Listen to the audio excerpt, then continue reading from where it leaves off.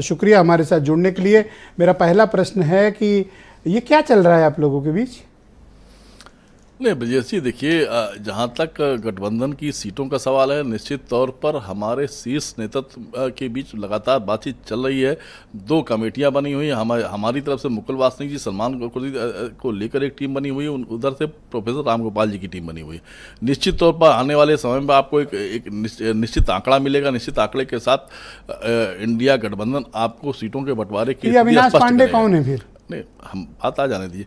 लेकिन जिस तरीके से हमेशा जब भी सीटों के बंटवारे का अनाउंसमेंट होता है तो हमारे दोनों शीर्ष नेता एक साथ बैठ के प्रेस कॉन्फ्रेंस करते हैं। आज पहली बार जब ऐसी स्थिति आई, जब दोनों दलों के नेता नहीं बैठे, तो हम कहीं असहज जरूर हुए।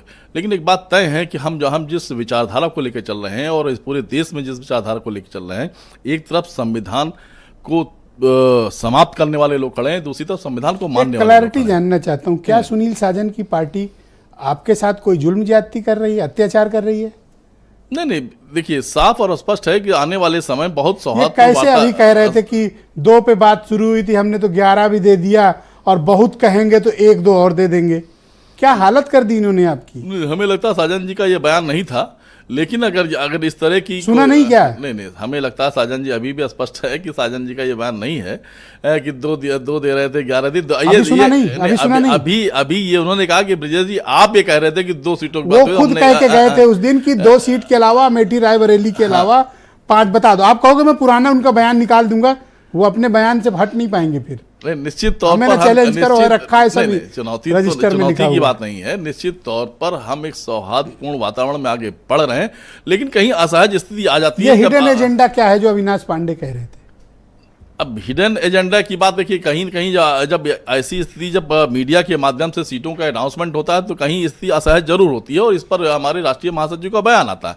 लेकिन ये बात स्पष्ट है कि हम आने वाले दिनों में जिस तरह हमारे नेतृत्व के बीच में वार्ता चल रही है, आपको एक अच्छी स्थिति में एक स्पष्टता चाहता हूँ। क्या अविनाश पांडे राष्ट्रीय नेतृत्व का हिस्सा नहीं है, जिसका जिक्र छाती ठोक के अभी सुनील साजन कर रहे थे? हमारे राष्ट्रीय ऊपर बात हो रही है तो नीचे वाले क्या झाड़ू लगाएंगे? ऊपर नहीं बात हो रही। राष्ट्रीय अभी बोला उन्होंने, कहो तो दोबारा कह लो। राष्ट्रीय महासचिव हम उत्तर प्रदेश में हमारे प्रभारी हैं और निश्चित तौर पर वो हमारे नेता हैं। लेकिन हम ये कह रहे हैं कि जिन लोगों के पास सीट बंटवारे के अलायंस की वार्ता की जिम्मेदारी है, वो श्री मुकुल वासनिक जी हैं, सलमान खुर्शीद जी हैं और दूसरी तरफ प्रोफेसर राम गोपाल जी हैं।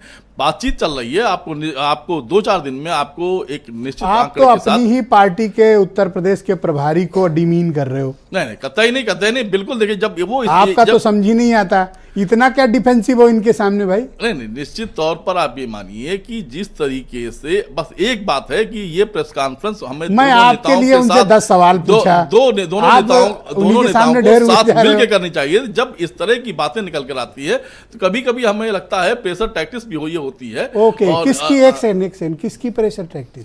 अब ये लग रहा होगा कि आपके समझौते पर कुछ ऐसी बात होगी, लेकिन ये बात तय है। ये दबाव में ले रहे हैं ना आपको? बात ये तय, यही तो मैं कह रहा हूँ, ये आपको प्रेशर में ले रहे हैं। बात ये तय है कि आने वाले समय में 2 से 3 दिन के अंदर आपको एक निश्चित और एक स्वस्थ, मैं बता रहा हूँ, इनके जैसे इरादे दिख रहे हैं मुझे, ये 1-2 से ज्यादा बढ़ेंगे नहीं। दिमागी रूप से तैयार हो जाओ, इनकी इरादे ठीक नहीं लग रहे हैं। मैं तो देखो आपकी तरफ से पूछ रहा हूँ सवाल। निश्चित तौर पर आप एक अच्छे फार्मूले के साथ हम आपके बीच में होंगे और आपको इन आंकड़ों की सूचना हम लोग सबसे पहले देंगे। ठीक है, मैं आनंद दुबे को